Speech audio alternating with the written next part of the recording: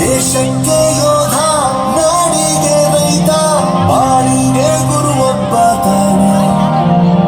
ಅಕ್ಷರ ಕಲಿಸೋ, ಅಜ್ಞಾನ ಅಳಿಸೋ, ಅವನು ತಾನೆ. ತಪ್ಪು ಸರಿಯ ತಪ್ಪಿ ತಿಳಿ ಹೇಳಿ ಸಮಬುದ್ಧಿ, ನಮ್ಮ ಚಿತ್ತ ಶುದ್ಧಿಯಾಗೋ ಹಾದಿ. ಎಷ್ಟೇ ದೂರ ಹೋದ್ರೂ ಮರಿಬೇಡ ನಿನಬೇಡು, ನಿನ್ನ ಸಾಧನೆಗೆಲ್ಲ ಇದುವೇ ಆದಿ. ಪಾಠಶಾಲಾ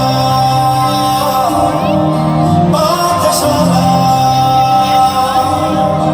ಪಾಠಶಾಲಾ ಪಾಠಶಾಲಾ. ಶುಭೋದಯ ಮಕ್ಕಳೇ, ನನ್ನ ಹೆಸರು ಚೈತನ್ಯ. ನಾನು ನಿಮ್ಮ ಹೊಸ ಕನ್ನಡ ಶಿಕ್ಷಕಿ. ನನ್ನ ಬಗ್ಗೆ ತಿಳ್ಕೊಂಡ್ರಿ ಅಲ್ವಾ? ಈಗ ನೀವು ನಿಮ್ಮ ಬಗ್ಗೆ ನನಗೆ ಪರಿಚಯ ಮಾಡಿಕೊಡಿ. ನನ್ನ ಹೆಸರು ಚಂದನ. ನನ್ನ ಹೆಸರು ಭಾನುಶ್ರೀ. ನನ್ನ ಹೆಸರು ವಿದ್ಯಾಶ್ರೀ.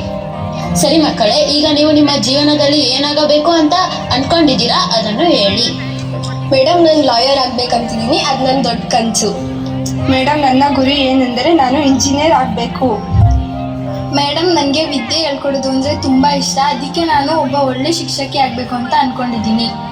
ಎಲ್ರಿಗೂ ಡಾಕ್ಟರ್, ಇಂಜಿನಿಯರ್, ಲಾಯರ್ ಆಗಬೇಕು ಅಂತ ಆಸೆ ಇದ್ರೆ ನಿನಗೆ ಮಾತ್ರ ಯಾಕೆ ಟೀಚರ್ ಆಗಬೇಕು ಅಂತ ಆಸೆ ಇದೆ? ಅದರಲ್ಲಿರೋ ವಿಶೇಷತೆ ಏನು? ಯಾಕಂದರೆ ಮೇಡಮ್, ಒಳ್ಳೆ ವಿದ್ಯೆ ಯಾರನ್ನು ಬೇಕಾದರೂ ಬದಲಾಯಿಸುತ್ತೆ. ಅದೇ ರೀತಿ ಒಬ್ಬ ಒಳ್ಳೆ ಶಿಕ್ಷಕ ಏನನ್ನು ಬೇಕಾದರೂ ಬದಲಾಯಿಸ್ಬೋದು. ಒಬ್ಬ ಶಿಕ್ಷಕ ಮೇಣದ ಬತ್ತಿ ಇದ್ದಾಗೆ, ಅವರಿಗೇನಾದರೂ ಚಿಂತೆ ಇಲ್ಲ, ಆದರೆ ಅವ್ರ ಪಾಠ ಹೇಳ್ಕೊಡೋ ಮಕ್ಕಳ ಭವಿಷ್ಯ ಸದಾ ಬೆಳಗಬೇಕು ಅನ್ನೋದು ಅವರ ಮುಖ್ಯ ಉದ್ದೇಶ ಆಗಿರುತ್ತೆ. ಸ್ವಾರ್ಥ ಇಲ್ಲದೆ, ಭೇದ ಭಾವ ಇಲ್ಲದೆ, ಒಂದು ಒಳ್ಳೆ ಮನಸ್ಸಿಂದ ನಮಗೆ ವಿದ್ಯೆ ಕೊಟ್ಟು ಪ್ರೀತಿ ಕೊಟ್ಟು ನೋಡ್ಕೊತಾರೆ.